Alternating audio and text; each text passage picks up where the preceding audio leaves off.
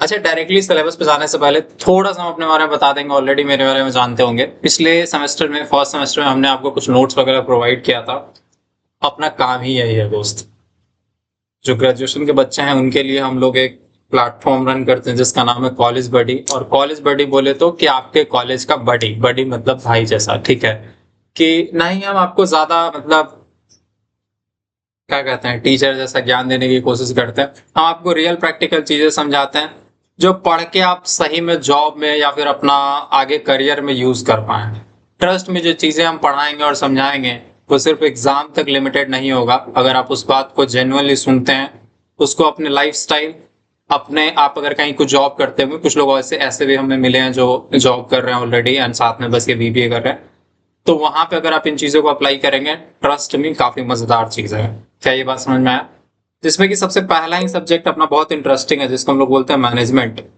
अगर आप अपने लाइफ में कोई ट्रिप प्लान कर रहे हैं, चार दोस्तों के साथ घूमने जा रहे हैं एंड या फिर आपको घर पे कोई शादी हो रहा है, आपके घर पे वो शादी का इवेंट है, आप उसको मैनेज करना चाहते हैं, आप इन प्रिंसिपल्स का यूज करेंगे, ट्रस्ट में आप काफी अच्छा परफॉर्म कर सकते हैं।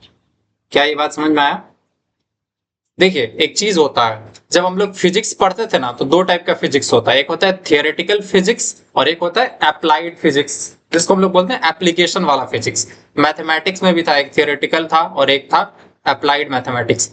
तो एक चीज होता है जो आप चीजों को थियोरेटिकली पढ़ते हो और एक होता है जो नॉलेज होता है जिसका प्रैक्टिकल एप्लीकेशन होता है। तो जो भी चीज हम यहाँ पढ़ाएंगे, एग्जाम तो गारंटी है कि उससे निकल जाएगा, बट ट्राई कीजिएगा दोस्त कि उसको कहीं अपने प्रैक्टिकल लाइफ में यूज करें। हम तो ट्राई करेंगे कि आपका बेस्ट एग्जांपल्स दें जिससे आपको समझ में आए कि कौन सा कॉन्सेप्ट किस प्रैक्टिकल सिचुएशन में यूज करना है। क्लियर है? हम उम्मीद करते हैं कि आप लोग भी इसी इंटरेस्ट के साथ आए होंगे कि हमको जो भी सब्जेक्ट है उसका एक्चुअल एक्चुअल प्रैक्टिकल पर्पस क्या है ये भी पता चलना चाहिए। अगर मैनेजमेंट पढ़ रहे हैं तो क्यों पढ़ रहे हैं, कहाँ यूज करेंगे, समझे? आप लोग को एक दिमाग का पर्पस पता है कि हमारा दिमाग। अच्छा चलिए, एक चीज हम इस पे आते हैं। एक चीज बताइएगा, आप में से कितने लोगों को अपना फेसबुक पासवर्ड याद है? Just raise your hand. Facebook का पासवर्ड एकदम याद है? जैसे अभी हम बोले और अभी आप टाइप कर देंगे, मतलब टाइप मत करना, बट हम बस पूछ रहे हैं याद है? इतना अच्छे से याद है कि कहीं अभी अगर पेपर पे लिखना पड़े तो लिख देंगे? कितने लोग हैं, एक बार गिन लेते हैं। 1 2 3 4 5, बस 6 लोग हैं जिनको अपना फेसबुक का पासवर्ड याद है। 7 भाई, मतलब जोड़ दे के याद नहीं देना। आप इतना इतना में अगर याद नहीं आया तो समझिए आप जोड़ दे रहे हैं। हो गया अभिनव बाबू, आप इस लिस्ट से बाहर हैं। तो हम बता रहे हैं आपको अपना फेसबुक का पासवर्ड याद नहीं है, ठीक है? अच्छा, एक बार हैंड लोअर कीजिए। एक बार वो लोग हैंड रेज करेंगे जिनको अपना फोन का पासवर्ड याद है, मतलब फोन का जो अनलॉक करने वाला पासवर्ड होता है, मतलब फोन का अनलॉक करने वाला पासवर्ड जैसा ना, 1 2 3 4 2 2 4 ऐसा कुछ पासवर्ड। सिर्फ 10 लोगों को, बाकी लोग पासवर्ड नहीं लगाए क्या? मतलब भाई भूल तो भूलना, एटलीस्ट 11 लोग।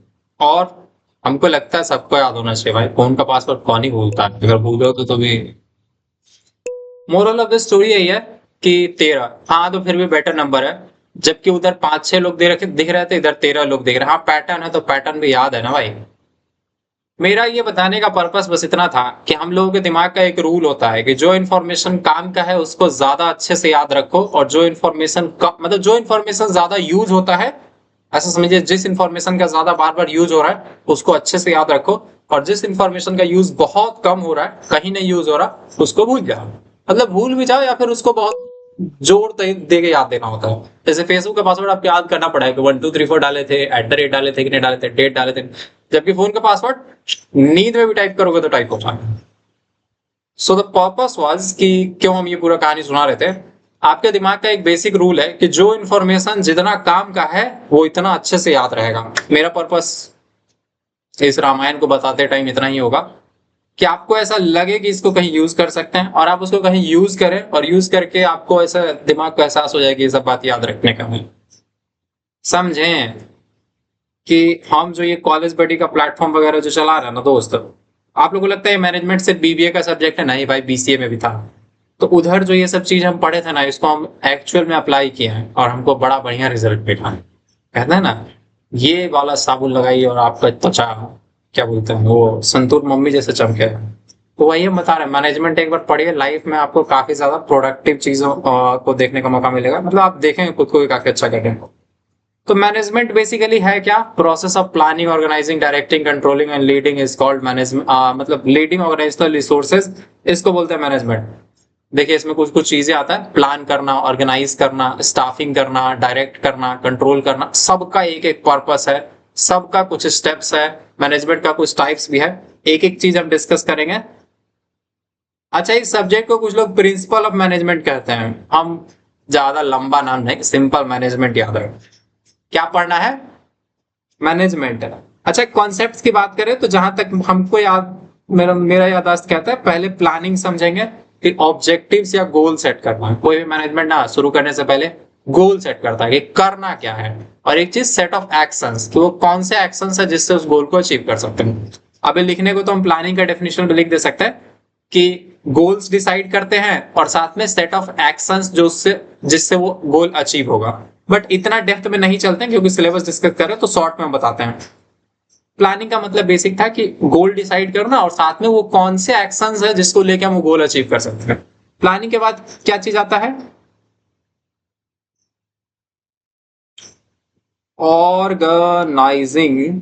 Organising what does it means, organising का मतलब है, ऐसे थोड़ा ज्यादा नहीं हो गया। ऑर्गेनाइजिंग का मतलब है ना कि रिसोर्सेज को सही से ऑर्गेनाइज किया जाए, आपके पास जो फंड्स हैं, जो टीम है, उसको सही जगह, मतलब कितने लोग, कितना रिसोर्सेज किस चीज में लगेगा, वो बेसिकली ऑर्गेनाइज करते हैं। ठीक है, ऑर्गेनाइजिंग के बाद क्या आएगा भाई, याद होना चाहिए आप लोगों को, पढ़ के आए हैं, अगर आप लोग बताना चाहें तो काफी मेहरबानी होगा।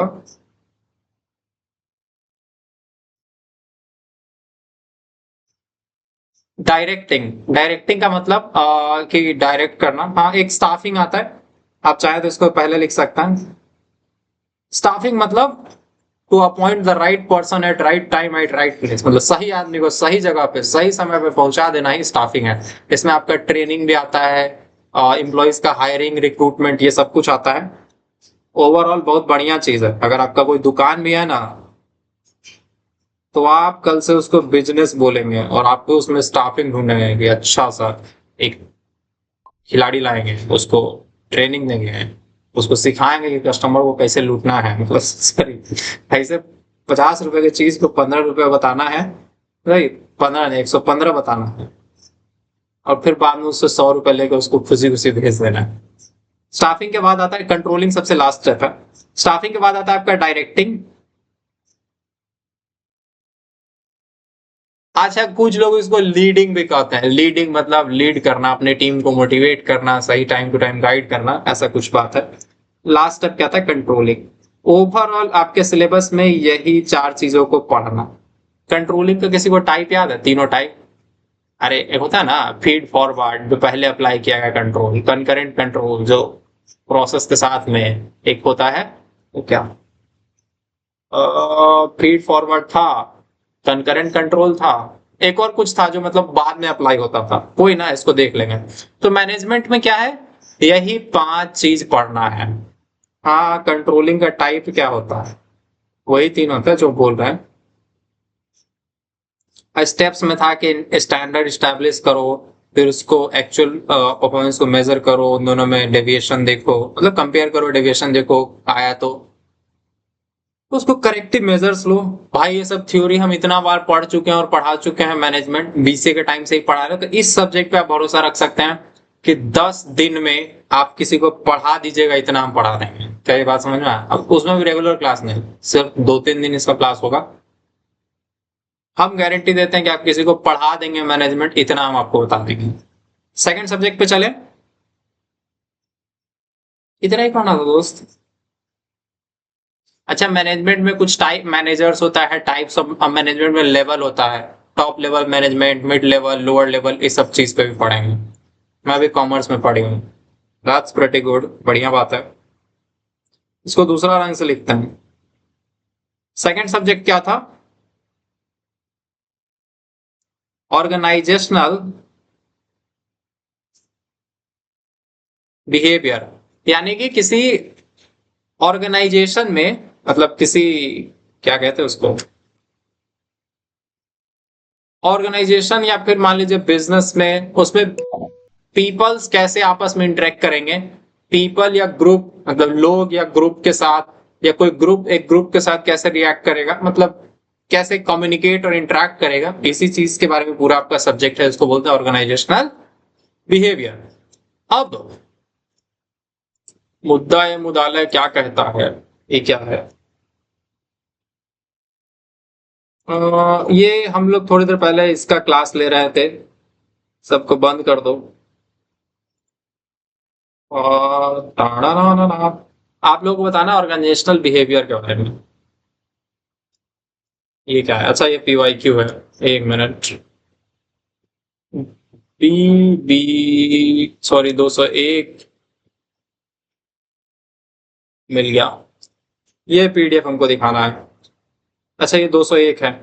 ये प्रिंसिपल ऑफ मैनेजमेंट है गाइस, हम एक बार सिलेबस में आपको दिखा देते हैं, ठीक है। आप देखेंगे सबसे पहले मैनेजमेंट के बारे में आपको पढ़ना है कि इसका फंक्शंस ऑफ मैनेजर क्या होता है, मैनेजमेंट आर्ट है कि साइंस है, इवोल्यूशन ऑफ मैनेजमेंट थॉट बताएं, प्लानिंग, प्लानिंग के बारे में, organising, staffing, directing and controlling. क्या ये 6 यूनिट का बेसिक फंडा समझ में आया कैसे काम कर रहा है? पहले यूनिट में बेसिकली आपको मैनेजमेंट समझाएगा कि होता क्या है, और फिर उसका जो सबसे 5 मेन इंपॉर्टेंट मैनेजमेंट का काम है, प्लान करना, ऑर्गेनाइज करना, स्टाफिंग, डायरेक्टिंग एंड कंट्रोलिंग, वो समझना है। क्लियर? बहुत सिंपल सिलेबस है, कुछ खास दिमाग नहीं लगाना। बात करते हैं 202 का।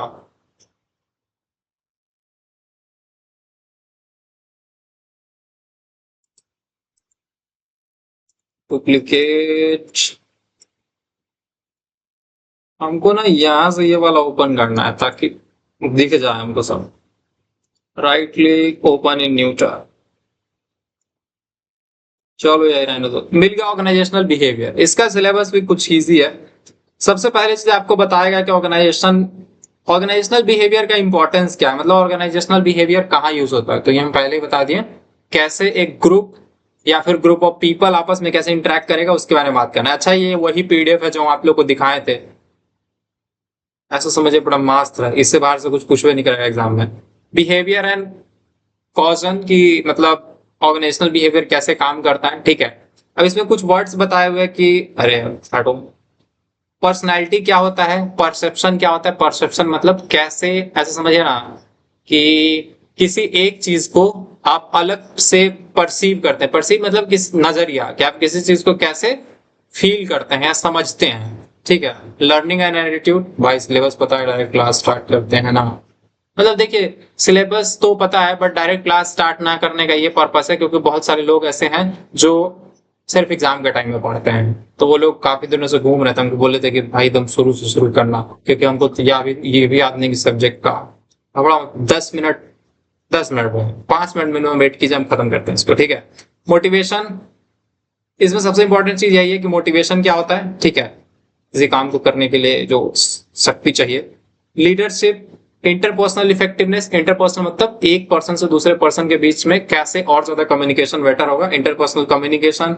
कंफ्लिक्ट मैनेजमेंट, टीम बिल्डिंग, फिर और क्या है, कंसेप्ट, मोरल, जॉब सेटिस्फैक्शन। अभी सब जॉब सेटिस्फैक्शन पे क्वेश्चन वगैरह बनता है, इस एग्जाम में देखिएगा तो कुछ क्वेश्चन मिलेगा। ऑर्गेनाइजेशनल बिहेवियर क्या होता है, इसका इंपॉर्टेंस बताइए, और मॉडर्न कॉन्टेक्स्ट में इसका, मतलब वही मॉडर्न वर्ष में क्या इंपॉर्टेंस है वही तो पूछ रहा हूँ। फिर ऑर्गेनाइजेशनल बिहेवियर क्या होता है, इसका नेचर, स्कोप, ऑब्जेक्टिव बताइए। नेचर मतलब कैसा है, ऑब्जेक्ट, अच्छा, नेचर कैसा है, स्कोप मतलब क्या क्या चीजें ऑर्गेनाइजेशनल बिहेवियर के अंडर आता है, ऑब्जेक्टिव मतलब क्या क्या गोल अचीव करने के लिए इस कॉन्सेप्ट को बनाया गया।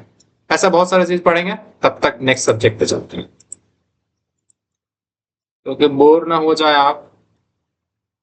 बिजनेस कम्युनिकेशन, आप लोग को हम एक चीज बताएंगे, हम क्यों ऐसा कह रहे हैं कि सारा सब्जेक्ट हम लोग पढ़ा सकते हैं। आप लोगों को पता नहीं हो, हम BBA नहीं किए हैं, हम BCA से पढ़े हैं, ठीक है। बट हम आपको थोड़ी देर बाद एक और चीज दिखाएंगे जिसके बाद आपको यकीन हो जाए कि अरे ये सब तो हलवा है। बिजनेस कम्युनिकेशन की बात करते हैं, ठीक है। अभिनवन खुशी है क्या? ये लोग तो पढ़ा होगा बिजनेस कम्युनिकेशन, ये लोग के फर्स्ट सेम में था, मतलब BCA के फर्स्ट सेमेस्टर में बिजनेस कम्युनिकेशन था। आप लोग 203 में पढ़ते, वो लोग 103 में पढ़ा था। बिजनेस कम्युनिकेशन क्या होता है? कम्युनिकेशन क्या है? कम्युनिकेशन एक कंटिन्यूअस प्रोसेस है, एक्सचेंज मतलब exchange of idea and thoughts. आप अपने आइडिया और थॉट्स का किसी एक पर्सन से एक्सचेंज करते हैं, दैट इज द कम्युनिकेशन। ठीक है, इसमें आप हो सकता है आइडिया या थॉट शेयर कर रहे होंगे या रिसीव कर रहे होंगे। बैरियर्स ऑफ कम्युनिकेशन, बैरियर मतलब क्या क्या वो बाधाएं हैं जो, क्या बोलते हैं, आपके मेरे संवाद के बीच में क्या क्या बाधा आ रहे हैं, नहीं हम दोनों बात करें इसमें क्या क्या बाधा आ रहे हैं। पहला तो इंटरनेट का भी स्लो हो गया तो दिक्कत है। लैंग्वेज का हो सकता है, मान लीजिए हम थोड़ा हिंदी बोल रहे होंगे, आप भोजपुरी समझते होंगे या फिर आप इंग्लिश समझते होंगे, तो ये भी एक बैरियर है। या फिर कल्चर का हो गया, मान लीजिए आप में से कुछ लोग वल हबीबी अल्लाह वल्ला करके ऐसा कुछ अराबिक में समझना चाह रहे हैं और हम हिंदी में बता रहे हैं, तो दिक्कत है। ये सब क्या है? बैरियर्स है। कल्चरल बैरियर होता है, नॉइज होता है, ऐसा बहुत सारा बैरियर देखेंगे। Verbal, non verbal. Verbal communication वो है जो लिख के या बोल के बताया गया, समझे? जो बात हम लिख रहे हैं, जो बात हम बोल रहे हैं, वो वर्बल है। और नॉन वर्बल क्या है? वो बातें जो आपको ऐसा समझिए कि हम जैसे हम ये इशारा कर रहे हैं, राइट, ये नॉन वर्बल है। इससे आपको पता चल रहा है कि हाँ मतलब जैसे हम बोले एक बड़ा सा चीज था, उसमें एक छोटा सा चीज रखा हुआ था। तो आपको ये जो हम इशारा बताया ना, यही नॉन वर्बल कम्युनिकेशन। या फिर जो आई कांटेक्ट, मान लीजिए हम आपके आंखों में आगे ऐसे बोले या फिर हम ऐसे कहीं दूर जाके कुछ बोल रहे हैं, तो ये इशारा है, इससे पता चल रहा है कि हम कितना आपके प्रति डेडिकेटेड हैं। इधर देख रहे हैं मतलब आप समझिए कि मेरा ध्यान कहीं और है, या फिर हम फोन देखते देखते पढ़ा रहे होते हैं। Guys, verbal communication is a communication where we interact through text or speech, but the non-verbal ये कितना बोरिंग लगता ना।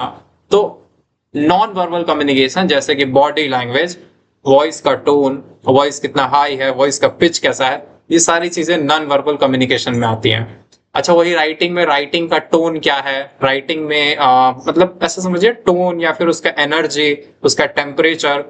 टेम्परेचर मतलब कितना एनर्जी के साथ आप बोल रहे हैं। जैसे आप किसी को लिख रहे हैं कि भाई मेरा लॉटरी लग गया, या फिर आप किसी को ये मैसेज कर रहे हैं, भाई तेरे को पता है आज क्या हो गया, मेरा लॉटरी लग गया 10 लाख का। तो इस बात में एनर्जी था, ऐसा था कि सामने वाले ने देख के मतलब आपके घर पहुंच जाए भोज खाने के लिए। तो एनर्जी भी मैटर करता है। तो ये सारे नॉन वर्बल कम्युनिकेशन है। क्या ये बात समझ में आया? अपने जीवन में इसको याद इंप्रूव करना है, ठीक है। नॉन वर्बल कम्युनिकेशन जितना इंप्रूव करेंगे आपका कम्युनिकेशन और इंप्रूव होगा। बिजनेस कम्युनिकेशन, इसका बिजनेस में क्या इंपॉर्टेंट है? ये भाई 4 नंबर यूनिट, मजेदार चीज, इससे तो पूछवे करेंगे क्वेश्चन, पीवाईक्यू में बहुत पूछा गया। चिट्ठी लिखने वाला, इंग्लिश में पढ़ा था ना, राइट ए लेटर टू पिताजी to ask 500 rupees for movie देखने के लिए। ऐसा चिट्ठी पढ़ा है ना कि 500 रुपया मांगे मूवी देखने के लिए, 2000 रुपया मांगे किताब बेचने, सॉरी किताब खरीदने के लिए। Draft notice banana, procedure banana, and फिर इलेक्ट्रॉनिक कम्युनिकेशन, ये सारी चीजें, ठीक है। इसका फिर क्वेश्चन आता है, नहीं डिस्कस करेंगे, आप लोग ऑलरेडी बोर हो चुके हैं इससे। लास्ट 2 सब्जेक्ट खत्म करते हैं। भाई तो भाई मैथ पूरा है, इसमें मैथ वगैरह ही दिखेगा। बिजनेस स्टैटिस्टिक्स की बात करते हैं। बिजनेस में जो स्टैटिस्टिक्स, ये तो भाई बोलने में भी हमसे गड़बड़ होता है। स्टैटिस्टिक्स, स्टैटिस्टिक्स ऐसे याद रखिए, स्टैटिस्टिक्स। अभी हम इसलिए बता रहे हैं क्योंकि मेरा बाउंड में क्या कहते हैं उसको, मेरा बैरियर ऑफ कम्युनिकेशन है कि ये वर्ड हमारा ग्रामर में कभी फिट नहीं हो रहा है। तो इसको हम ऐसे अभी के लिए याद रखेंगे, स्टैटिस्टिक्स, क्योंकि हम इस शब्द को ज्यादा यूज नहीं किए हैं, अब यूज करेंगे। इसमें इंट्रोडक्शन पढ़ना है, स्टैटिस्टिक्स क्या होता है इसका बेसिक आप पढ़ेंगे, डेफिनेशन वगैरह, ठीक है। मेजरमेंट, सेंट्रल टेंडेंसी, ऐसा कुछ फॉर्मूलाज है जिसके बारे में लोग बात करेंगे। इंडेक्स नंबर, ये मैथमेटिक्स हो जाएगा काफी डिस्कशन, इसलिए हम इसको अभी के लिए स्किप करते हैं, ठीक है। एंड नेक्स्ट अपना लास्ट की बात करते हैं। ये तो भाई सीरियस चीज है, पूरा का पूरा कंप्यूटर उठा के डाल दिया, यानी बीसीए वाला चीज। बीसीए के फर्स्ट सेमेस्टर में था कंप्यूटर फंडामेंटल, आपको पढ़ाया फंडामेंटल ऑफ कंप्यूटर, वही नाम उल्टा कर दिया। कंप्यूटर के बारे में पढ़ना है, कंप्यूटर होता क्या है, generation, first second fourth fifth, types क्या होता है, mini computer, micro computer, super computer, और एक क्या था, main frame computer, digital computer, analogue computer क्या होता है, ऑपरेटिंग सिस्टम, डिस्क मतलब सेकेंडरी स्टोरेज क्या होता है, विंडोज क्या होता है, जीयूआई सीएलआई क्या है, फाइल एक्सप्लोर क्या है, फाइल कैसे बनता है, कॉपी कैसे होता है। लास्ट में थोड़ा सा टैली के बारे में पढ़ना है, अकाउंटिंग का सॉफ्टवेयर है। ओवरऑल अगर मेरा मुद्दा माने तो आप ऐसा समझ लीजिए कि जो ये 5 सब्जेक्ट है ना दोस्त, ये 5 सब्जेक्ट है, आ जाइए आप, एक मिनट रुको भाई।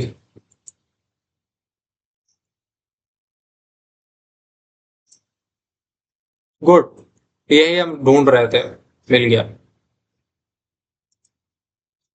ये जो 5 सब्जेक्ट है ना, इसमें से ऐसा समझिए, अगर कोई बीसीए के विद्यार्थी से आप मिलेंगे ना, तो इसमें से क्या क्या पढ़ के बैठा होगा पता है? प्रिंसिपल ऑफ मैनेजमेंट जो आपका सब्जेक्ट है ना, वो लोग के 3rd सेमेस्टर में है। ऑर्गेनाइजेशनल बिहेवियर भी वो लोग के 3rd सेमेस्टर में है। बिजनेस कम्युनिकेशन वो लोग के 1st सेमेस्टर में। बिजनेस स्टैटिस्टिक्स उस लोग के सब्जेक्ट में नहीं है। और फंडामेंटल ऑफ कंप्यूटर भी वो लोग के 1st सेम में है। तो क्या आपको एक बात पता चला कि बीसीए और बीबीए में बात सब ज्यादा अंतर नहीं होता है कुछ सब्जेक्ट के केस में। जैसे हम आपको थोड़ा सा बीसीए का सिलेबस दिखाना चाहते हैं, ऐसे ही क्यूरियोसिटी के लिए देख लीजिए, क्योंकि इसमें 2-3 को बीसीए वाला बच्चा भी है, 1-2 को जो आके बीसीए का कहानी बीबीए का कहानी सुन रहा है। अब आपको दिखाते हैं कहाँ कहाँ से मैच करता है। देखो देखो देखो देखो, 1st सेमेस्टर में अगर आप देखेंगे तो आपको दिख रहा है लोग का top subject business communication and information system. वो आपका जो बिजनेस कम्युनिकेशन था वो लोग पढ़े हुए हैं। कंप्यूटर फंडामेंटल जो आप 2nd सेमेस्टर में पढ़ेंगे, ये लोग 2 को पढ़ के आया है, ठीक है। और बाकी जो कोई मैच नहीं कर, बट ये लोग के 3rd सेमेस्टर में आप जाके देखेंगे fundamentals of management and business accounting. अच्छा, ये फंडामेंटल ऑफ मैनेजमेंट जो है, इसी के साथ साथ ये लोग को ऑर्गेनाइजेशनल बिहेवियर भी इसी में पढ़ा दिया जाता है, तो यहाँ से वो भी पढ़ लिया। तो लगभग आप देख रहे हैं कि 2 सब्जेक्ट यहाँ पढ़ा और 2 जो है फर्स्ट में ही पढ़ लिया था। तो कोई भी बीसीए का बच्चा जो है बीबीए 2nd सेमेस्टर का एग्जाम आराम से निकाल सकता है, एक्सेप्ट दिस 204, बस ये उसको पढ़ना पड़ेगा, बाकी वो ऐसे ही आंख बंद करके एग्जाम देगा और पास करोगे, मतलब पास क्या कर जाएगा, अच्छा लिख के आएगा। Is that right? तो एक सच्चाई बात है कि हम ये बीबीए का क्लास पहली बार पढ़ा रहे हैं, बट हम आपको यकीन दिला सकते हैं कि इस सब सब्जेक्ट पे हम कम से कम 3 से 4 साल पढ़ा चुके हैं। जब से हम स्टूडेंट थे, बीसीए में थे, तब से ही हम पढ़ा रहे हैं और आज तक मेरे पास इस सब का रिकॉर्डिंग है। बट फिर भी आप लोगों के लिए हम ये लाइव में फिर से दोबारा सारा कॉन्सेप्ट पढ़ाएंगे। क्या ये बात समझ में आई या नहीं आई? देखिए, पढ़ने को तो आप कहीं से भी पढ़ सकते हैं, यूट्यूब से या फिर मतलब चैट जीपीटी, गूगल, कुछ भी करके पढ़ लीजिएगा। बट उसमें है कि थोड़ा कंसिस्टेंसी नहीं बनेगा, आप रेगुलर नहीं पढ़ पाएंगे और थोड़ा बोर हो जाएंगे तो बीच में छोड़ देंगे। यहाँ पढ़ने से एक ही फायदा है कि डेली 1 घंटे पढ़ लेंगे, थोड़ा थोड़ा थोड़ा थोड़ा करते करते एग्जाम के दिन तक आपका पूरा प्रिपरेशन हो जाए। चलिए सिलेबस शुरू करते हैं। शुरू करें इससे पहले एक चीज बता देते हैं, ये बात ध्यान रखिएगा, ये जो कंप्लीट क्लास है अभी डेमो क्लास है, बट अगर आप चाहते हैं इसका कंप्लीट बैच ज्वाइन करना, या फिर ये जो भी पीडीएफ वगैरह दिख रहा है आपको चाहिए कि सारा पीडीएफ आपको मिल जाए, इस वाले बैच में आप इनरोल कर सकते हैं। अभी जो इसका फी है 1499 बताया गया है, बट आप में से जितने लोग भी हैं इसका एक स्क्रीनशॉट ले लीजिए और ये वाला जो भी पूरा मामला है ये आपको 999 में मिल जाएगा, यानी 500 रुपीज डिस्काउंट। 1000 रुपीज में आपका सारा सब्जेक्ट कवर हो जाएगा। मन करे तो इस नंबर पर व्हाट्सएप कर लीजिएगा, कोई दिक्कत हो तो, अदरवाइज 999 इस नंबर पे पे भी डायरेक्ट कर दे सकते हैं या फिर बात करके पे कर लीजिए, जैसे आपकी इच्छा हो। अब बाद में नहीं भी करना हो तो मत करिए, बट हम तो रिकमेंड करेंगे कि अगर 1000 रुपए में कोई आपका पढ़ाई सुनिश्चित हो जाता है तो कर लेना चाहिए। अच्छा, ये सब सिलेबस हम ऐसे ही बता दिए क्योंकि टाइम वेस्ट हो रहा था। अब हम आपको पहला सब्जेक्ट से याद कर स्टार्ट करते हैं, planning, organising, staffing, directing, controlling. इससे पहले हम आपको मैनेजमेंट बताएंगे और ट्राई करेंगे कि ये सब्जेक्ट एटलीस्ट हम आज 30% कंप्लीट कर दें। कितना टाइम हुआ? 38। कोई बात नहीं, फिर भी हम कर लेंगे। क्या आप लोग रेडी हैं? और हम एक चीज ध्यान रखेंगे कि सिलेबस पढ़ाने के बजाय हम आपको एग्जैक्ट ये जो पीवाईक्यू है हम आपको इसका पावर भी दिखाना चाहते हैं कि बिना सिलेबस पढ़े डायरेक्ट ये जो 39-40 पेज का पीडीएफ है मैनेजमेंट का, अगर सिर्फ आप इसी को करना शुरू करते हैं ना तो आपको समझ भी आएगा और एग्जाम प्रिपरेशन भी हो जाएगा। ऐसा समझिए अपने आप में सिलेबस भी है, गेस भी है, पीवाईक्यू सॉल्यूशन भी है, इसी तरह से बनाया गया। बेसिकली इसमें पूरा का पूरा जो सिलेबस है ना वो गेस क्वेश्चंस के फॉर्म में डाल दिया गया है, 20 क्वेश्चन के फॉर्म में। अब आप एक एक करके अगर पढ़ते जाएंगे, जैसे कि मैनेजमेंट क्या होता है, इसका नेचर बताइए, इसका ऑब्जेक्टिव बताइए, तो आप मैनेजमेंट के बारे में जान गए। फिर आप functions of management, planning, organising, directing, ये सब चीज जान गए। फिर आप मैनेजमेंट को आर्ट कहते हैं या साइंस कहते हैं, मतलब मैनेजमेंट कहते हैं ना, जैसे कोई टीचर बोलते हैं ना कि कोई टीचर किसी को एक थप्पड़ मार दे, बोले ये तो आर्ट है, या फिर कभी कुछ नया चीज कर दिया, बोले देखो यही तो साइंस है। तो साइंस और आर्ट में क्या डिफरेंस है, और मैनेजमेंट एक आर्ट है या साइंस है, ये क्वेश्चन नंबर 3 में हम लोग समझेंगे। पल्ले पड़ा।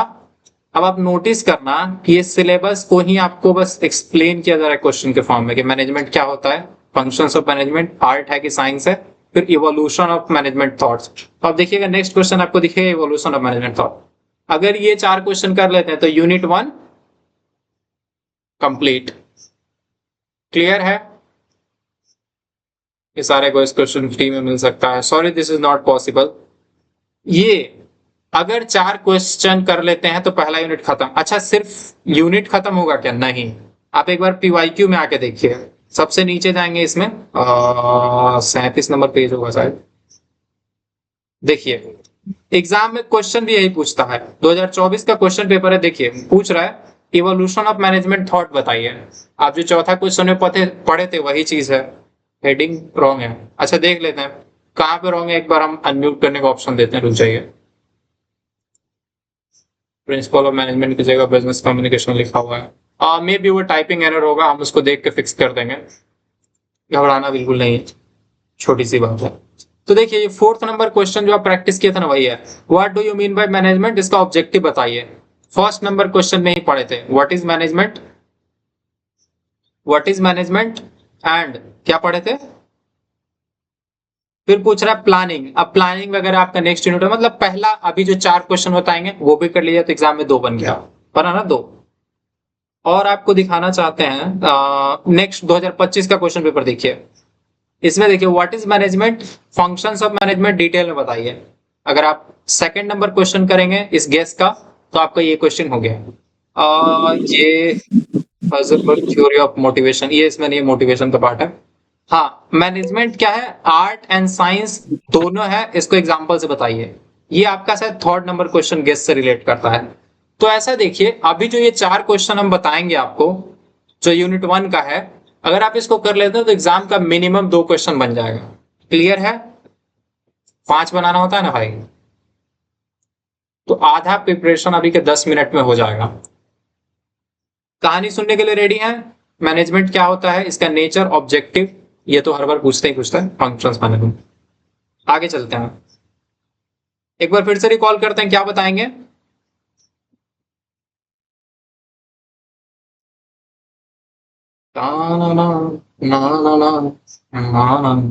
मैनेजमेंट छोटा हो गया।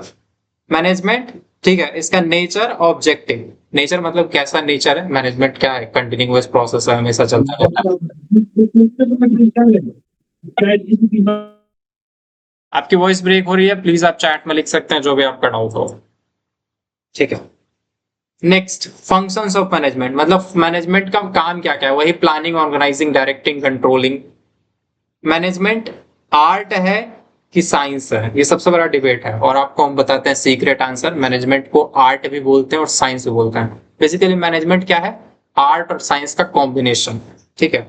इवोल्यूशन मतलब मैनेजमेंट का थॉट कैसे कैसे विकसित हुआ, सबसे पहले मैनेजमेंट का कैसा थॉट था, फिर वो और कैसे बेटर हुआ, वो चीज हम लोग देखेंगे। अच्छा ये भी शायद उसी में है, साइंटिफिक मैनेजमेंट क्या है, प्रिंसिपल्स ऑफ FW टेलर। अच्छा ये पूरा मतलब 5वां BC का पार्ट है, यहां से आपका नेक्स्ट यूनिट शुरू होता है प्लानिंग। तो 1 2 3 4 5 आप मान के चल सकते हैं। यूनिट 1 डिस्कशन शुरू करते हैं। सबसे पहले डेफिनेशन देखते हैं, व्हाट इज मैनेजमेंट या डिफाइन मैनेजमेंट, इसका nature, objective. Management is a process of, और वही जो आपका पूरा सिलेबस है वही बताने के, मैनेजमेंट एक प्रोसेस है जिसमें हम लोग planning, organising, staffing, directing and controlling करते हैं। बट किस चीज को, किसको प्लान करना, ऑर्गेनाइज, डिलीट करना, तो वही चीज है controlling the resources of an organisation. Clear है। अगर मैं कहूं कि मैनेजमेंट क्या है, प्लान, ऑर्गेनाइज, क्या क्या लिखता है ये, स्टाफिंग, SDC। मैनेजमेंट जो है पोस्ट DCM, इसको याद रखते हैं। मैनेजमेंट एक plan, organise, direct, staff, direct and control करने का प्रोसेस है। किस चीज को, ऑर्गेनाइजेशनल रिसोर्सेज। ऑर्गेनाइजेशनल रिसोर्सेज का मतलब है कि एक ऑर्गेनाइजेशन या संस्था में जहां आप काम कर रहे हैं वहां पे जो भी रिसोर्सेज हैं उसको प्लान कीजिए, ऑर्गेनाइज कीजिए, स्टाफ कीजिए, डायरेक्ट कीजिए और कंट्रोल कीजिए। बट ये क्यों करना है, यहां से नेक्स्ट पार्ट आता है, to achieve predetermined objectives efficiently. ऐसा समझिए, कुल मिलाकर लिख दीजिए to achieve goals, sorry, IVE goals. तो अगर हम हिंदी या साधारण भाषा में बताएं तो मैनेजमेंट क्या है, मैनेजमेंट क्या है, एक प्रोसेस है, यार, मैनेजमेंट एक प्रोसेस है, किस चीज का, planning, organising, staffing, directing and controlling का, किस चीज का, टू ऑर्गेनाइजेशनल, मतलब ऐसा समझिए किस चीज को प्लान, ऑर्गेनाइज और ये सब करना है, तो ऑर्गेनाइजेशनल रिसोर्सेज को, और क्यों करना है, तो वाई का आंसर है टू अचीव गोल्स। क्या ये बात समझ आया, इतना भी लिख देते हैं तो आपका ऑलमोस्ट बात हो गया। यहाँ पे एक और चीज लिख सकते हैं, एफिशिएंटली एंड इफेक्टिवली। तो गोल्स को अचीव करना, बट गोल को अचीव करते टाइम दो बात क्या ध्यान रखेंगे, इफेक्टिवली। अच्छा, ये इफेक्टिवली और एफिशिएंटली का मतलब बड़ा इंटरेस्टिंग है। इफेक्टिवली का मतलब है ना कि आप जो रिजल्ट बनाए हैं, मतलब जो आप गोल अचीव किए, वो कितना ज्यादा इफेक्टिव है। जैसे मान लीजिए आपका गोल था एक पुल बनाना, तो पुल कितना अच्छा बना है, वो उसका इफेक्टिविटी है कि इफेक्टिव कितना है। और एक होता है एफिशिएंटली। एफिशिएंटली का मतलब होता है कि आप कितना कम रिसोर्स में बनाए। जैसे मान लीजिए कोई 10 लाख में पुल बना दिया, वहीं पे कोई दूसरा इंजीनियर आया, बोला हम तो इसको 9 लाख में बना देंगे, तो वो ज्यादा एफिशिएंट है। इफेक्टिवली का मतलब मान लीजिए कोई पुल बनाया है जो जिसपे 10 क्विंटल जा सकता है, बट कोई जो दूसरा इंजीनियर बनाया वो 12 क्विंटल, तो उसका मैनेजमेंट या फिर उसका जो वर्क है वो ज्यादा इफेक्टिव कहा जाएगा। क्या आप लोग को इफेक्टिव और एफिशिएंट में डिफरेंस पता है? इफेक्टिव का मतलब काम कितना अच्छा हुआ है, और एफिशिएंट का मतलब कितना कम से कम माल लगाया, मतलब खर्च और मेहनत लगाया। एफिशिएंसी का मतलब डायरेक्टली ये नहीं कि पैसा कम लगाए, आप समझिए उसमें टाइम कितना कम लगा। मान लीजिए कोई 2 दिन का, मतलब 2 साल का प्रोजेक्ट था, एक ही साल में कंप्लीट कर दिया, तो ये ज्यादा एफिशिएंट है। एफिशिएंट मतलब रिसोर्सेज कम से कम यूज करना, इफेक्टिव का मतलब, इफेक्टिविटी का मतलब रिजल्ट मैक्सिमाइज करना, ज्यादा से ज्यादा बेहतर बनाना। क्लियर है? अच्छा, एक सेल्स के फॉर्म में क्या होगा, सेल्स एफिश, मान लीजिए आप कोई मार्केटिंग मैनेजर है, ठीक है, तो इफेक्टिविटी का मतलब है कि आप जितना ज्यादा से ज्यादा सेल्स लेके आए, ठीक है। और एफिशिएंसी आपका इस बात से मेजर होगा कि आप कितना कम से कम खर्च में ये मार्केटिंग करके दिखा देंगे। क्या ये बात समझ में आया? अगर आप किसी कंपनी में मार्केटिंग मैनेजर हैं, जो आप मार्केटिंग मैनेज करते हैं, तो इफेक्टिविटी का मतलब है कि आप कितना ज्यादा से ज्यादा उससे सेल्स या रेवेन्यू ला पाए। और एफिशिएंटी का मतलब है, एफिशिएंसी का मतलब है कि आप कितना कम से कम चीज में उस चीज को अचीव करके दिखाएं। क्लियर है? Management is a process of planning, organising, staffing, directing, controlling to organisational resources to achieve the goals effectively and efficiently. यहां तक आपका डेफिनेशन कंप्लीट हो जाता है। और ये जो हैरोल्ड कून्स एक साइंटिस्ट है, मतलब साइंटिस्ट नहीं, एज ए फिलोसफर थिंक करते हैं, ये बताते हैं कि management is the art of getting things done through and with people in formally organised groups. Basically इतना ही बात उनका बात है। जो लास्ट में लिखा है ना, management is A art of getting things done, इसको साधारण और सबसे भद्दा लैंग्वेज में कहें तो इस पे यही कहेंगे, किसी से अपना काम निकलवाने का कला को मैनेजमेंट कहते हैं। Management is a art of getting things done, मतलब किसी से अपना काम करा लेने की कला को मैनेजमेंट कहते हैं। आप लोग, बहुत लोग जानते होंगे मैनेजमेंट, किसी से 10 रुपया खर्चा करवा लिया, 10 रुपया तो नहीं, मान लीजिए 100-200 खर्च करवा लिए, पार्टी ले लिए, तो ये भी एक मैनेजमेंट है। आपको पता नहीं कि आप कितने बड़े मैनेजर बन सकते हैं। हाँ, यहाँ पे एक चीज है, through and with people in formally organised groups, मतलब फॉर्मल सिचुएशंस में भी आप अगर किसी से काम निकाल लेते हैं तो आप बहुत बड़े मैनेजर। क्लियर है? एग्जाम में पूछ सकते हैं जो हैरोल्ड कुंट्ज हैं, इनके अकॉर्डिंग मैनेजमेंट का डेफिनेशन क्या है, तो आपको बस यही लिखना है, management is A art of getting things done, मतलब मैनेजमेंट काम निकाल लेने का कला है। ठीक है, बात करते हैं गोल ओरिएंटेड मैनेजमेंट का नेचर, मतलब स्वभाव कैसा है। पहली बात, मैनेजमेंट हमेशा गोल ओरिएंटेड होता है। Management is directed towards achieving predetermined organisational goals efficiently and effectively. पहला, सबसे पहला स्वभाव मैनेजमेंट टास्क का यही है कि गोल ओरिएंटेड होना चाहिए। मतलब मैनेजमेंट प्री डिटरमाइंड मतलब पहले से निर्धारित गोल्स को इफेक्टिवली और एफिशिएंटली अचीव करता है या करने के लिए बनाया गया है। पहला पॉइंट क्लियर?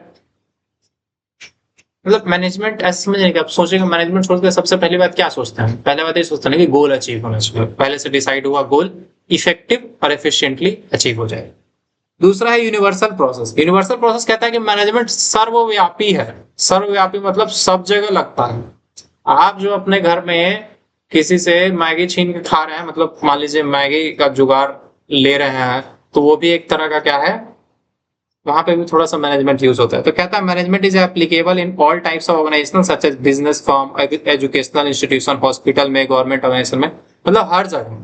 कोई नासा का नासा है, इसरो है, सब जगह यूज होता है। तो पहला बात मैनेजमेंट अपने गोल के लिए डेडिकेटेड होता है। दूसरा बात मैनेजमेंट सब जगह होता है। कंटिन्यूअस प्रोसेस, मैनेजमेंट हमेशा चलता रहता है, कभी रुकता नहीं है। Continuous activity because planning organising ये लूप में हमेशा चलते रहता है। पहली बात मैनेजमेंट गोल डेडिकेटेड होता है। दूसरी बात मैनेजमेंट सब जगह होता है। तीसरी बात मैनेजमेंट हमेशा चलते रहता है, मतलब रुकता नहीं है। ऐसा नहीं है कि 3 तारीख को शुरू हुआ 10 तारीख तक पूरा मैनेजमेंट खत्म हो, मतलब ये कंटिन्यूअस प्रोसेस है। इसमें लास्ट वाला कंट्रोलिंग है ना, कहा गया भाई कंट्रोलिंग। कंट्रोलिंग का काम ही है ये कि जो पुराना आउटपुट आ रहा है उसको वेरीफाई करो, बढ़िया हो रहा है तो ठीक है, और उस चीज को पुश करो। अगर और बढ़िया करना है तो जहां जहां प्रॉब्लम आइडेंटिफाई करो, बेटर करो। तो ये पूरा फाइनल लूप है। ग्रुप एक्टिविटी, ग्रुप एक्टिविटी का मतलब मैनेजमेंट किसी अकेले का काम नहीं है। आप मैनेज करने का मतलब होता है कि आप उसमें कुछ और लोग जरूर इन्वॉल्व होंगे। गोल ओरिएंटेड गोल होता है मैनेजमेंट का एक, ठीक है, और उसको अचीव करने के लिए काम करते हैं। यूनिवर्सल प्रोसेस मैनेजमेंट सब जगह होता है। कंटिन्यूअस प्रोसेस हमेशा होता रहता है, कभी रुकता नहीं है। ऐसा नहीं है कि कुछ दिन चला रुक गया। ग्रुप एक्टिविटी बहुत सारे लोग इसमें पार्टिसिपेट करते हैं। डायनेमिक फंक्शन मतलब management adjust its policies and decisions according to changes. मतलब डायनेमिक फंक्शन का मतलब है कि मैनेजमेंट क्या करेगा और कैसे करेगा, ये हमेशा डायनामिक है। डायनामिक मतलब बदलते रहने वाला, ठीक है, समझ में आया। Next decision making process. Management एक तरह से डिसीजन मेकिंग प्रोसेस के तौर पे काम करता है। टेकिंग इंपॉर्टेंट रिगार्डिंग अलग अलग डिपार्टमेंट से रिलेटेड डिफरेंट डिफरेंट डिसीजन लेते। Intangible force. इंटेंजिबल फोर्स मतलब किसी ऑर्गेनाइजेशन में जैसे आपको ये तो दिखता है कि यहाँ पे मजदूर है जो पहाड़ उठाता है, एक इंसान है जो कीबोर्ड पीटता है मतलब कीबोर्ड चलाता है, एक इंसान है जो चिल्लाता है। तो वो सब क्या है, टेंजिबल फोर्स है, दिख रहा है कि कुछ फोर्स लग रहा है। बट मैनेजमेंट क्या है, इनटेंजिबल फोर्स है, दिखता नहीं है बट ये काम करता है। मैनेजमेंट एक मैजिक है, एक जादू है। किसी बिजनेस में भले ही 10,000 इंप्लॉय हो, मैनेजमेंट नहीं हो तो कबाड़ा होगा। बट अगर 1,000 इंप्लॉय है बट मैनेजमेंट है, उन सब में कोऑर्डिनेशन है, एक सिस्टम से काम हो रहा है, तो अच्छा रिजल्ट आए। मल्टी डिसिप्लिनरी मतलब है मैनेजमेंट यूजेस नॉलेज फॉर्म्स, अलग अलग मतलब डोमेन से, अलग अलग फील्ड से जानकारी यूज होता है, जैसे इकोनॉमिक्स, साइकोलॉजी, सोशियोलॉजी, स्टैटिस्टिक्स, मतलब हर तरह का जानकारी इसमें यूज हो जाता है। आप देखेंगे आगे के सब्जेक्ट्स में। क्लियर है। अब इसमें ना कम से कम हम आपको बताते हैं कौन कौन याद रखना है आपको। कम से कम ये टॉप 3 याद रखिए कि मैनेजमेंट गोल ओरिएंटेड है, यूनिवर्सल प्रोसेस है और कंटिन्यूअस प्रोसेस है। क्लियर। मैनेजमेंट का 3 नेचर अच्छे से याद रखना है। गोल ओरिएंटेड है, अपने गोल के लिए डेडिकेटेड होता है। यूनिवर्सल प्रोसेस है, हर जगह अप्लाई होता है, हर जगह नीड होता है इसका। कंटिन्यूअस प्रोसेस है, हमेशा चलते रहता है। इस पीडीएफ को छाप लीजिएगा। आज का होमवर्क यही है कि इसको लिख के लाइएगा। ऑब्जेक्टिव ऑफ मैनेजमेंट ये पूरा थियोरिटिकल है, आप इसको सीधा रट लीजिएगा। कि पहला है कि गोल्स को अचीव करो, ऑर्गेनाइजेशन के गोल को अचीव करना। ऑब्जेक्टिव ऐसे लिखते हैं किसी चीज का कि मैनेजमेंट का ऑब्जेक्टिव है ऑर्गेनाइजेशन के गोल को अचीव करना। Optimum utilisation of resources. Optimum का मतलब होता है बेस्ट यूटिलाइज कीजिए। अगर 10 ठो मजदूर है तो 10 को काम पे लाएंगे, अगर 1 को बैठा है तो दिक्कत है। या फिर ऐसा है कि मान लीजिए 10 लोग हैं, काम हुआ ही नहीं, 1 तो एक्स्ट्रा बढ़ा, मतलब 1 तो एक्स्ट्रा बैठा हुआ है, या फिर 1 तो एक्स्ट्रा का नीड है। तो ऑप्टिमम का मतलब होता है बेस्ट रिसोर्सेज का यूटिलाइज कीजिए। Ensures that the best possible use of human financial, मतलब पैसा हो या फिर कोई भी अदर चीज हो उसका, या टेक्नोलॉजी है उसका प्रॉपर यूज हो। क्या ये बात समझ आया। मैनेजमेंट का उद्देश्य या ऑब्जेक्टिव क्या है, तो पहला है गोल्स अचीव करो। दूसरा रिसोर्सेज को एकदम सही सही यूज करो। तीसरा एफिशिएंसी बढ़ाओ। एफिशिएंसी का मतलब क्या है, कम खर्च में या कम इनपुट में ज्यादा आउटपुट निकालो। इंप्रूव प्रोडक्टिविटी मतलब वही है कि कम इंप्लॉय लगाओ, ज्यादा रिजल्ट लेके आओ। कम पैसा लगाओ, ज्यादा सेल्स लेके आओ। हाँ, फिर आता है एम्प्लॉय डेवलपमेंट। मैनेजमेंट का काम है कि एम्प्लॉय को मोटिवेट करना और उनको और फर्दर डेवलप करना, ताकि वो मतलब जॉब से तो खुश हो ही, ओवरऑल वो अपना भी डेवलपमेंट कर पाए। कस्टमर सेटिस्फेक्शन, मैनेजमेंट का ही गोल है कि कस्टमर आपका सेटिस्फाइड रहे, ठीक है। फिर आपका प्रॉफिट मैक्सिमाइजेशन, यानी कंपनी का प्रॉफिट बढ़े। सोशल रिस्पॉन्सिबिलिटी, यानी कि कुछ सोसाइटी के प्रति भी रिस्पॉन्सिबिलिटी होता है कि कस्टमर के लिए, सॉरी यहाँ पे कुछ चीजें लिखा हुआ है, जैसे एम्प्लॉयमेंट बनाना, यानी अलग अलग लोगों के लिए, पब्लिक के लिए रोजगार बनाना, ठीक है। इन्वायरमेंट को बचाना, क्वालिटी प्रोडक्ट प्रोवाइड करना, ये सब सोशल रिस्पॉन्सिबिलिटी कहते हैं उसको, सामाजिक नैतिक जिम्मेवारी। ये सब थोड़ा कहते हैं ना, थोड़ा सा तो तुम इंसान है कि हैवान है, थोड़ा सा तो सोच जनता के बारे में। तो कुछ सोशल सामाजिक जिम्मेवारी होता है। Survival and growth, management ensure करता है कि लॉन्ग टर्म ग्रोथ बना रहे कंपनी का, कॉम्पिटिटिवनेस रहे, यानी बाकी लोगों से कॉम्पिटिशन अच्छा रहे, continuous growth for the organisation. तो इतना बात कम से कम आप लोग लिख लीजिएगा। देखिए वैसे तो बात मतलब मीठा मीठा है, ऑब्जेक्टिव का मतलब मीठा मीठा, सही में आप इसको याद कैसे रखेंगे एग्जाम में, तो बस आज हम होमवर्क दिए, लिख के लाइएगा, कल हम इसमें से पूछेंगे, आपको पक्का याद हो जाएगा, ठीक है। थोड़ा सा आपका जो अगर इंग्लिश स्पेलिंग और राइटिंग ये सब का दिक्कत है, इस प्रिपरेशन में ठीक हो जाएगा। इंपॉर्टेंस ऑफ मैनेजमेंट लिखा हुआ है कि हाँ, ऑर्गेनाइजेशनल गोल को अचीव करना, प्रोडक्टिविटी बढ़ाना, कोऑर्डिनेशन बढ़ाना, यानी आपस में लोग अच्छे से इंटरेक्ट कर पाए, एम्प्लॉय को मोटिवेट करना और ग्रोथ प्रोवाइड करना। इतना ही था importance of management. Next question, और ये लास्ट क्वेश्चन, आज हम लोग 2 ही क्वेश्चन देखेंगे क्योंकि आज थोड़ा सिलेबस में टाइम निकल गया, कल से हम लोग इसको और अच्छा परफॉर्म करेंगे। तो हम आपको बताते हैं इन पांचों मैनेजमेंट के फंक्शंस के बारे में। ये पांचों फंक्शन मिलकर पूरा मैनेजमेंट बनाते हैं, ठीक है। ऐसा समझिए, मैनेजमेंट मतलब ये 5 काम, मैनेजमेंट मतलब यही 5 काम। प्लानिंग, इसमें हम आपको बेस्ट, सबसे बेस्ट 2 वर्ड में अगर इसको बताना हो, 2 लाइन में, मतलब 1 लाइन में भी कह सकता है, गोल सेट करो और उसको अचीव करने के लिए जो स्टेप्स है वो डिसाइड करो। प्लानिंग में हम लोग सिर्फ 2 चीजें करते हैं, गोल को अच्छे से डिफाइन करते हैं और उसको अचीव करने के लिए क्या क्या स्टेप्स है, क्या क्या टास्क, क्या क्या एक्शंस लेना पड़ेगा, सेट ऑफ एक्शंस। बेसिकली आप इसको ऐसे समझिए, गोल और सेट ऑफ एक्शंस, ऐसे, ठीक है। यही 2 चीज प्लानिंग के अंदर डिसाइड करते हैं, यही दोनों चीज प्लानिंग के अंदर डिफाइन करते हैं।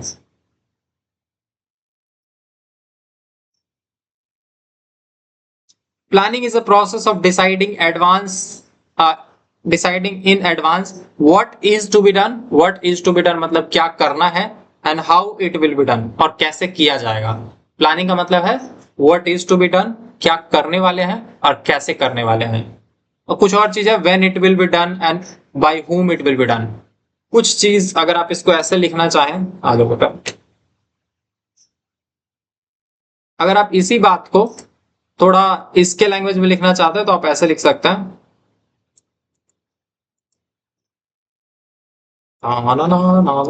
अच्छा आगे ही सबको पढ़ना ही है, ठीक है। प्लानिंग है क्या, तो इसको 4-5 वर्ड में ब्रेक किया है, ठीक है। Process of deciding in advance, मतलब एडवांस में डिसाइड करने का प्रोसेस है, और क्या क्या चीज, what is to be done, मतलब क्या किया जाएगा, कैसे किया जाएगा, how it will be done, when it will be done, मतलब कब किया जाएगा, and by whom it will be done, यानी किसके द्वारा किया जाएगा। क्या ये बात समझ आया। मैनेजमेंट एक प्रोसेस है जिसमें हम लोग डिसाइड करते हैं एडवांस में क्या किया जाएगा, हाउ कैसे किया जाएगा, व्हेन कब किया जाएगा, एंड बाय whom का मतलब होता है कौन करेगा। समझे। जैसे मान लीजिए आपको किसी के घर से अमरूद चुराना है, अमरूद जानता है ना, अरे अंग्रेजी में लिखते हैं यार। मान लीजिए बगल वाले के खेत में से गुआवा का चोरी करना है, तो आप सबसे पहले डिसाइड करेंगे क्या करना है, अमरूद चोरी करना है, how it will be done, boundary छड़प के जाया जाएगा, या फिर ड्रोन से हमारा बंदा उसमें फेंका जाएगा और वो लाएगा। ड्रोन वाला थोड़ा ज्यादा हो गया, खर्च ज्यादा हो जाएगा, इसको क्या कहते हैं, फाइनेंशियल फिजिबिलिटी नहीं है, मतलब फाइनेंशियली संभव नहीं है। दूसरा तरीका है कि उसको, मतलब वही बाउंड्री वाला सही है, बाउंड्री से कूद के जाएगा। तीसरा व्हेन इट विल डन, कब किया जाएगा, डिसाइड किया है कि शनिवार को किया जाएगा, क्योंकि शनिवार को उसका मालिक घूमने जाता है। मतलब ये सब कुछ रीजन के बेसिस पर डिसाइड करते हैं। Why whom it will done, तो हम लोग के टीम में एक बंदा है जिसको हम लोग बोलते हैं कालिया, तो कालिया सबसे मोटा है और वही जाके लाएगा। क्लियर। चोरी करना सिखा रहा, पता चले कोई केस कर दिया जाके कि क्लास में पैसा लेके चोरी करते सिखा रहा था मास्टर, गिरफ्तार करो उसको। प्लानिंग समझ गया? अरे सीधा बात है भाई, एडवांस में डिसाइड करना कि क्या करेंगे, कैसे करेंगे, कब करेंगे और कौन करेगा। एडवांस में क्या करेंगे, कैसे करेंगे, कौन करेगा, मतलब कब करेगा, ये डिसाइड करना ही प्लानिंग कहलाता है। क्लियर है? कोई हमको लगता है भूलेगा, हमको लगता है कोई भूलेगा इस बात को। देखो यार, पहला चीज है व्हाट, क्या करना है। दूसरा चीज है हाउ, कैसे करना है। देखिए इसको अच्छे से समझेंगे ना तो आगे वाले यूनिट में इसको अच्छे से इसलिए हम समझा रहे हैं, हम चाहते तो फास्ट में बता दें, बट आगे के यूनिट में इसी को डिटेल में पढ़ना है, तो इसलिए थोड़ा सा ध्यान देना है। व्हेन यानी कि कब किया जाएगा, और बाय हुम मतलब कौन करेगा। क्लियर? मैनेजमेंट का भी ऐसा एग्जांपल हम दे सकते थे, बट हम सोचे कि क्या सब इस पे मसाला लगाया जाए। ऑर्गेनाइजिंग की बात करते हैं। Organising is a process of arranging resources, assigning duties and establishing authority responsibility relationship. Organising का मतलब बस यही है ना कि रिसोर्सेज ऑर्गेनाइज करना। रिसोर्सेज ऑर्गेनाइज करना मतलब क्या है कि जो बच्चा उधर कूदेगा उसको वो चाहिए, क्या बोलते हैं, मतलब वो चाहिए, सबवे सरफेस वाला जूता चाहिए कि गिरे तो उसका पैर नहीं टूटे, ऐसा उछले। ये तो पॉसिबल हो रहा है। ऐसा समझिए इसको, इसके लिए एक वो चाहिए, मतलब फोम का गद्दा चाहिए। उधर कूदना है तो पहले उसको एक तो फोम का गद्दा फेंक देगा और फिर उसके ऊपर कूद जाएगा, तो ये रिसोर्सेज ऑर्गेनाइज करना हुआ। क्या ये बात समझना? अच्छा, इसी रिसोर्सेज ऑर्गेनाइज करने में एक दो और आता है कि एक कोई बंदा आप रखेंगे जो बाहर देखते रहेगा कि आ तो नहीं रहा है कोई, वो भी आपका एक तरह से रिसोर्सेज का ही पार्ट है। तो आप उसमें क्या बताते हैं, उसको रोल एंड रिस्पॉन्सिबिलिटी बताते हैं, और यहीं पे आप कोऑर्डिनेशन भी डिफाइन करते हैं। तो जो देख रहा है बंदा वो इससे कोऑर्डिनेट करेगा, और कैसे कोऑर्डिनेट करेगा। मान लीजिए आप लोग वो बनाए हैं, अरे वो नहीं होता है, आ, अरे वो एक एक ग्लास में छेद कर देते हैं, एक टेलीफोन जैसा बनता था, एक ग्लास में छेद कीजिए, पीछे से धागा लगा दीजिए, दूसरे तरफ लगा दीजिए, तो यहाँ से मान लीजिए बोलेगा कोई नहीं आ रहा है, कोई नहीं आ रहा है, तो वो ऐसा आगे बढ़ेगा, फिर ऐसे कान लगाएगा, मतलब कोई आ रहा है, कोई आ रहा है, तो वो वापस जंप मारेगा। तो ऐसा समझे कोऑर्डिनेशन कैसे होगा, किसको क्या रिसोर्सेज चाहिए, वो सारा चीज करना ही ऑर्गेनाइजिंग कहलाता है। क्लियर? प्लानिंग मतलब डिसाइड वगैरह करना पहले से, क्या कैसे कहाँ कौन करेगा। ठीक है? ऑर्गेनाइजिंग मतलब उसके लिए क्या क्या चीज चाहिए, कौन किससे कम्युनिकेट करेगा, कौन किससे कम्युनिकेट नहीं करेगा, क्या ऑर्डर होगा। अब बिजनेस कॉन्टेक्स्ट में बात करें तो हम लोग डिसाइड करते हैं कि कौन इस टीम को लीड करेगा, कौन टीम का मैनेजर होगा, टीम में कितने लोग होंगे, राइट, किसका क्या रिस्पॉन्सिबिलिटी होगा, कौन डायरेक्टली मतलब थर्ड किसी अदर कंपनी से इंटरेक्ट करेगा, मतलब थर्ड पार्टी से, कौन बिजनेस को रिपोर्ट करेगा, मतलब बेसिकली रोल वगैरह डिफाइन करते हैं। क्लियर? क्या ये बात समझ में आया? ऑर्गेनाइजिंग का मतलब है रिसोर्सेज को सही जगह फिट कीजिए। रिसोर्सेज को सही जगह फिट कीजिए मतलब कौन सा आदमी कहाँ लगेगा, कौन सा सामान कहाँ लगेगा, ये बेस्ट डेफिनेशन है भाई। ऑर्गेनाइजिंग के बारे में दो ही चीजें याद रखो, कौन सा आदमी कहाँ लगाना है, और कौन मतलब आदमी कहाँ लगाना है वो तो स्टाफिंग में आता है। आप इसको ऐसा बोलिए कौन कौन सा सामान कहाँ लगाना है, मतलब कुछ आदमी है तो 10 लोगों का टीम इसमें लगेगा, ऐसा लगेगा। ठीक है? स्टाफिंग की बात करते हैं। स्टाफिंग मतलब होता है, staffing is a process of recruiting, selecting, training, developing and placing. अब रिक्रूटिंग का मतलब क्या होता है, कि रिक्रूट करने का मतलब आप एक अनाउंसमेंट देते हैं कि भाई हमको एक आम चोर की जरूरत है, सॉरी मतलब ऐसा समझिए कि आप डिसाइड किए कि क्या बोलते हैं, मतलब कोई एक आदमी ढूंढते हैं। अच्छा अच्छा, ये जो हम कालिया बता दिए थे, ऐसा समझिए ये नहीं पता चलता है कालिया, बट ऐसा समझिए हम लोग ये डिसाइड करते हैं कि एक पतला दुबला लड़का चोर करेगा। प्लानिंग वाले में सिर्फ यही डिसाइड होता है कि एक पतला दुबला कूदने वाला लौंडा चाहिए। ठीक है? बट एक्चुअल स्टाफिंग वाले में होता है कि वैसा पतला दुबला कूदने वाला लौंडा ढूंढ के लाया जाए। ठीक है? अरे ना, अरे वो आप लोग मीम नहीं देखा जिसमें बोलता है ना, हमको एक हेल्पर की जरूरत है, आप लोग अपना वीडियो कमेंट, सॉरी, आप लोग अपना नंबर कमेंट में डालें और हम उठा लेंगे। ये फेसबुक पे आया था, वो ऐसा ट्रक वाला बनाया हुआ था कि हमको एक हेल्पर की जरूरत है, आप लोग अपना नंबर कमेंट में डालें। सुने होंगे। ट्रेनिंग, सेलेक्टिंग का मतलब होता है चुन के लाइए कौन है जो सबसे शातिर चोर है, सबसे तेज भागता है, सबसे दूर कूदता है। ये सॉरी, ये तो रिक्रूटिंग था। रिक्रूटिंग मतलब ऐसा समझिए कैसे रिक्रूटमेंट होगा, कैसे ऐसा आदमी चोर ढूंढा जाएगा। तो कहाँ ढूंढा जा सकता है, आप लोग बगीचा वगीचा घूमिएगा, आसपास का सब पता कीजिएगा कहाँ कहाँ चोरी हुआ था, तो उस सब जगह पे आप पोस्टर लगाइए। पोस्टर नहीं लगाइए मतलब सारे दोस्तों को बता दीजिएगा कि एक चोर की जरूरत है जो बढ़िया चोरी कर सकता है। फिर आता है सेलेक्टिंग, मान लीजिए 5-6 आदमी आ गया, बोला हम कर सकते हैं, हम कर सकते हैं, नहीं तुम से चुना जाएगा, लंबा कूद के दिखाओ। ऐसे मतलब कुछ इंटरव्यू वगैरह जैसा होगा, टेस्ट होगा कौन बढ़िया चोर है। ठीक है, फिर ट्रेनिंग की बारी आती है, ट्रेनिंग दिया जाएगा कि देखो वो आदमी बहुत खतरनाक है, आर्मी वाला है, धर लेगा बड़ी मार मारेगा, और उसका दीवार जो है 10 फीट का है, तुमको कम से कम 12 फीट का ट्रेनिंग दिया जाएगा, तुम कैसे पूछो।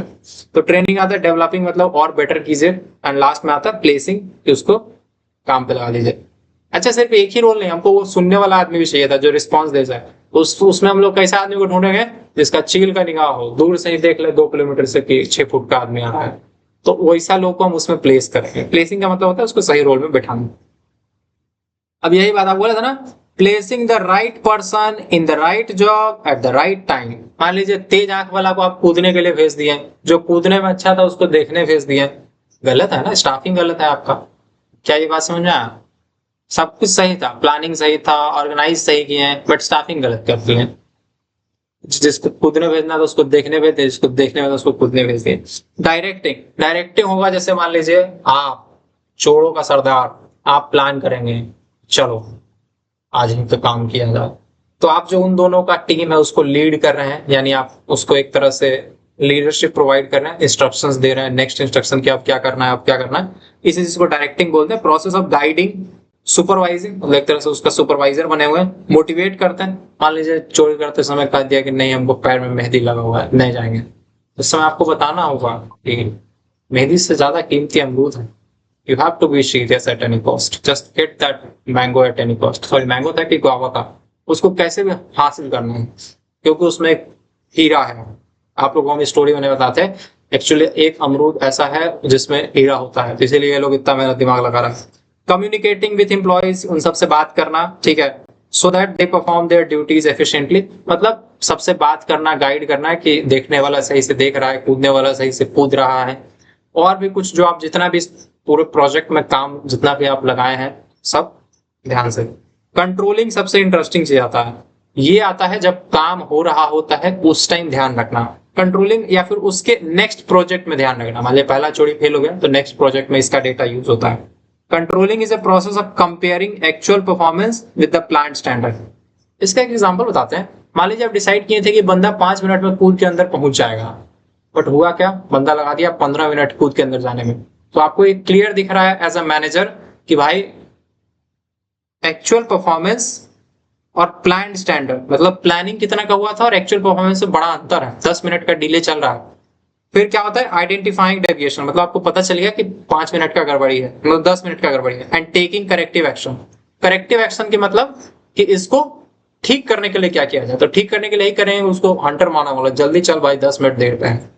क्या ये बात समझ में आए? कंट्रोलिंग का बेस्ट एग्जांपल ऐसा समझिए कि कंट्रोलिंग का सबसे पहला टास्क क्या कहता है, एक्चुअल परफॉर्मेंस को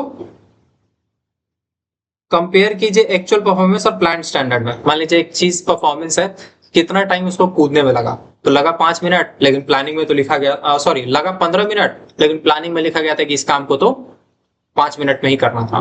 तो आपको डेविएशन दिखा, डेविएशन मतलब अंतर, कि प्लानिंग और परफॉर्मेंस, प्लानिंग कैसा था और परफॉर्मेंस कैसा है, इसमें अंतर कितना है, इतना डिफरेंस कितना है, उसको डेविएशन बोलते हैं। तो आपको दिखा कि एक्चुअल परफॉर्मेंस 15 मिनट लग रहा है, प्लान था कि 5 मिनट में होगा, डेविएशन मतलब 10 मिनट का है।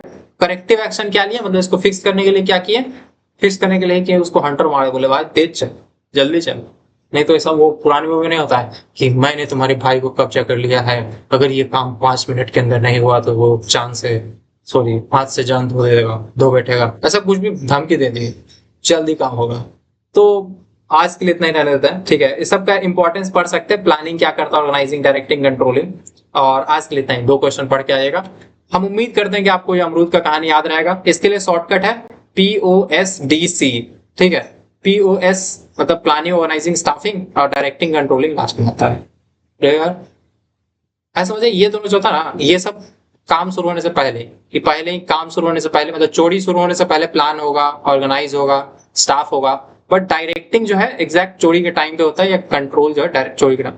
ये लोग को लग रहा होगा हम कितना बड़ा चोर है भाई, पता नहीं मेरे दिमाग में क्या आया कि हम एग्जाम्पल दे दिए। हम कोई चोर वोर नहीं भाई, बहुत ईमानदारी से पढ़ाते हैं, पढ़ाने का पैसा लेते हैं वो बात अलग है, तो पढ़ सकता है। देखिए हम ये तो नहीं कहते हैं कि हम दुनिया में सबसे ज्यादा ज्ञान आपको दे देंगे, हम ये भी नहीं कहते हैं कि हम आपको मतलब मेरे से अच्छा आपको कहीं नहीं मिलेगा, मिलेगा, बट ट्रस्ट में हम आपको, एक चीज होता है कि पढ़ाई बहुत बोरिंग बात है, इस बात आप भी मानते हैं, हम भी मानते हैं, हम भी नहीं पढ़ने वाले थे 12th क्लास तक, तो मेरा आप हमको देखते तो आप कहते कि जीवन में कुछ नहीं करेगा। मेरा मास्टर हमको केमिस्ट्री वाला क्या कहता था पता है, कि तू तो ट्रक के चक्का धोए हुआ बउआ, तुम्हारा वही फ्यूचर है।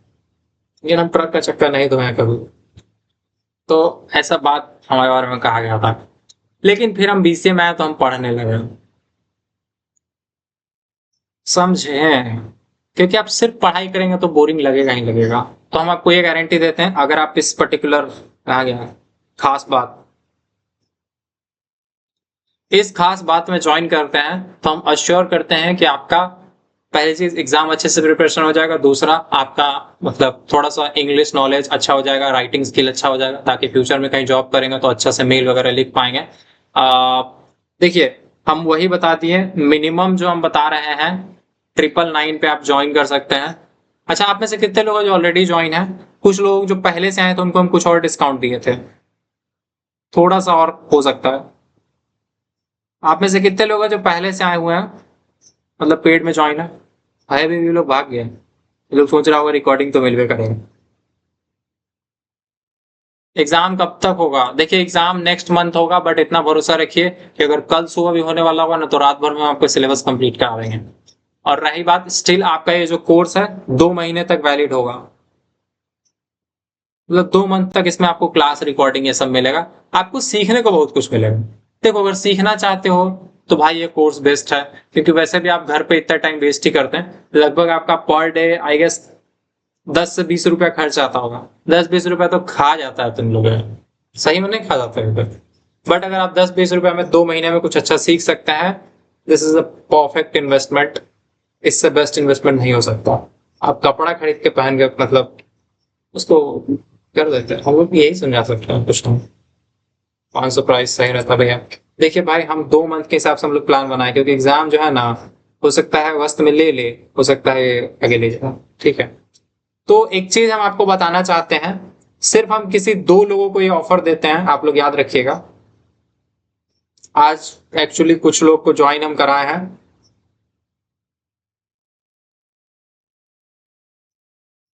फर्स्ट 2 लोग जो हमें इसके बाद मैसेज करेंगे वो 699 में इस कोर्स को ज्वाइन कर सकते। क्लियर? लगभग भाई 50% से भी कम डिस्काउंट दे रहा है, इसलिए क्योंकि मतलब 50% से भी ज्यादा डिस्काउंट दे रहा है, इसलिए क्योंकि आओ तुम लोग देखते हैं। ये वो जो सोनू भाई है उसको ध्यान में रखते हुए हम करती हैं। क्लियर है? जो 2 लोग मैसेज कर लेते हैं, और ये मैसेज ध्यान रखो भाई 8:20 से पहले होना चाहिए, क्योंकि नेक्स्ट क्लास मेरा शेड्यूल है, तो आप बाद में आएंगे तो फिर आपका बात छूट जाएगा 20:20 से, यानी ठीक है 8:20 से पहले आप मैसेज करते हैं तो 699 में आप ज्वाइन कर सकते हैं इस कोर्स को। मिलेंगे, thank you so much next class में। नेक्स्ट क्लास का मौका आपको तभी मिलेगा अगर आप इस पेड बैच का पार्ट हैं, जिसमें हम लोग lectures, notes, guest question, answer writing practice बताएंगे, ठीक है। एंड अगर आपको इस क्लास का नोट्स चाहिए तो भी आप हमें मैसेज कर सकते हैं, ये 2 पेज नोट्स कहाँ गए हुए,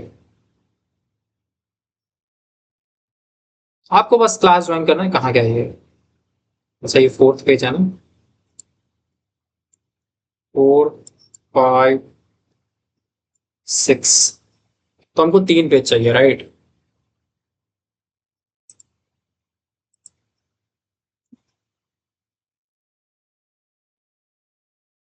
ये क्या होगा, आउटपुट रहेगा क्या इसका? सिंपल रखेंगे,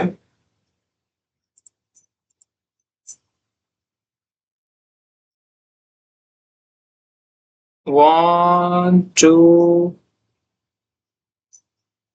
चलो ये दोनों क्वेश्चन आप लोग पढ़ के आइए, क्योंकि देखिए पढ़ाई में जब तक आप किसी चीज, आप लोग को याद है वो होता था गांव में घर बनाने वाला आता था, ठीक है, तो वो नेक्स्ट डे ना, मतलब जब आप पहला दिन वो कुछ भी ईंट जोड़ के जाता था, तो नेक्स्ट डे क्या होता था पता है, वो आके बोलता था कि इस पे पानी पटाइए, मतलब रिवाइज कीजिए। वो पानी नहीं पटाएंगे और फिर अगर उसी पे ईंट डाल दिया बिना पानी पटाए, कोई काम का नहीं, घर में तो गिरवे करेंगे।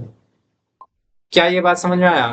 तो आपका घर ना गिर जाए इसलिए पानी पटाइएगा, रिवाइज कीजिएगा, इसका होमवर्क एक बार लिख के और एक बार क्या कीजिएगा, इस पीडीएफ को खोल के और स्क्रीन रिकॉर्डिंग करके समझाइएगा। जो हम कहानी बताए थे ना, अमरूद चोरी वाला, वो बताइएगा। और भूल जाए तो रिकॉर्डिंग के लिए मैसेज कीजिएगा, हम लोग प्रोवाइड करेंगे। क्लियर? ये अपना पीडीएफ बन गया मैनेजमेंट डे 1 का।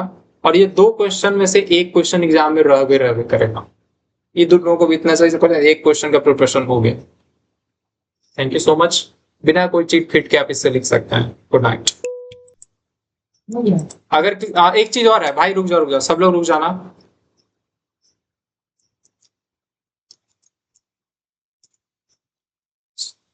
अटेंडेंस हम लोग को लेना है, और अटेंडेंस का बड़ा हम लोग के पास सीरियस जुगाड़ है। सीरियस नहीं मतलब सिंपल जुगाड़, हम सीरियस बोल रहे हैं। 98 0 19 0 70 94 टेक्स्ट।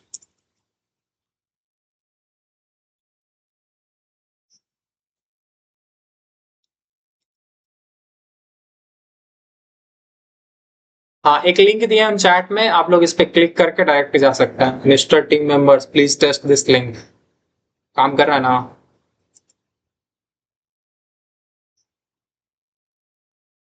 इस लिंक पे जाओ, बस मैसेज सेंड करना है। नहीं काम कर रहा है?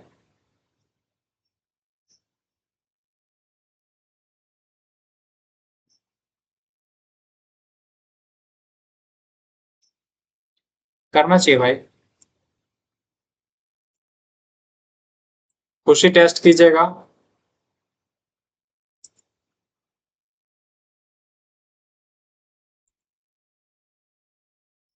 भाई इस पे क्लिक करोगे तो क्लास डन मैसेज सेंड करने का ऑप्शन आएगा व्हाट्सएप पे, और आपको बस सेंड कर देना है। It will just take 2 minutes. अरे आप डायरेक्टली मेरे व्हाट्सएप नंबर पे ना, इस पे आप क्लास डन मैसेज करते हैं, वो लिंक आपको कुछ नहीं करेगा, आपको मेरे व्हाट्सएप पे ले जाएगा और क्लास डन मैसेज करने का ऑप्शन देगा। ठीक है? एंड जो लोग भी इस डिस्काउंट पे ज्वाइन करना चाहते हैं 699 पे, भाई अभी ही पेमेंट कर लेना, आपका हो जाएगा। बट बाकी लोग नेक्स्ट डे आएंगे, तो कल भी अगर आप आते हैं तो फिर वो 999 लगेगा मिनिमम, उससे कम नहीं होगा।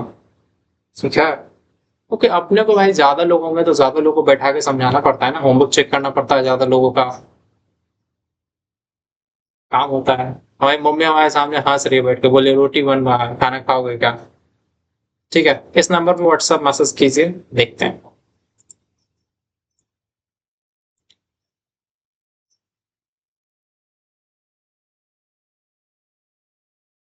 जल्दी करो यार, चैट ओपन करोगे आपको दिख जाएगा। और नहीं कुछ समझ में आ रहा है जिसको इस यहाँ पे स्क्रीनशॉट लीजिए, स्क्रीनशॉट लीजिए और इस नंबर पे क्लास डन मैसेज कर दीजिएगा, 980 190 70 94। जिसको कोई दिक्कत आ रहा है। अच्छा एक चीज स्क्रीनशॉट लीजिए तो बढ़िया, वो व्हाट्सएप स्टेटस लगा दीजिएगा, इससे थोड़ा और लोगों को पता चलेगा। ये सब कोर्स वोर्स प्रमोशन नहीं करना चाहिए, गंदा बात। हम लोग इसका प्रमोशन करेंगे। कॉल आ गया नेक्स्ट क्लास का, मिलते हैं नेक्स्ट क्लास में, बाय बाय। रोटी खाना है? हाँ हाँ हाँ ठीक है। तो हम एक काम करते हैं, चैट्स बंद कर देते हैं, जिसको अपना देखना हो चैट्स ओपन करके आप इस लिंक को चेक कर लीजिएगा। हम मीटिंग वैसे तो हम एंड फॉर एवरीवन करते हैं, बट लीव इसलिए कर रहे हैं ताकि आप में से कोई अगर चाहे इस लिंक को दोबारा यूज करना तो यूज कर पाए। ठीक है? थैंक्स। कुछ इस मीट में अगर कोई दिक्कत हो तो उन लोग को जस्ट लीव द कॉल। क्या मेरा लीव करना ठीक रहेगा? वीडियो सबका बंद है, चैट भी सबका बंद है, माइक भी सबका बंद है, रिएक्शंस भी सबका बंद कर देते हैं, शेयर स्क्रीन भी सबका बंद। मतलब हम नहीं चाहते मेरे लीव करने के बाद कोई कांड कर ले लोग।